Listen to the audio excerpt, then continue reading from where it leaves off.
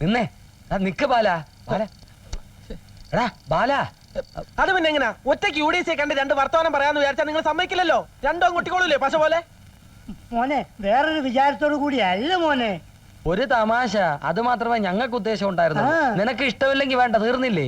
ബാ ഉൽപ്പു. അല്ല നേതാവേ, നമുക്കിനി യമുനുമായിട്ടുള്ള കമ്പനി വേണ്ട. എന്നാലും ഞങ്ങളോട് ഇത് പറയാൻ തോന്നിയല്ലടാ. അപ്പോഴേക്കും പിണങ്ങിയോ?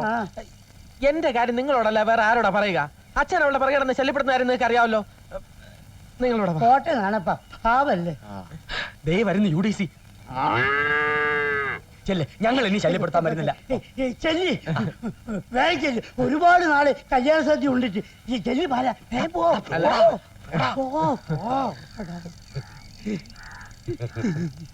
കുമാരി, അവരൊക്കെ ഇപ്പൊ നമുക്ക് ഫുൾ സപ്പോർട്ടാ. എന്നോടൊന്നും പറയണ്ട, എല്ലാം ഞാൻ അറിഞ്ഞു.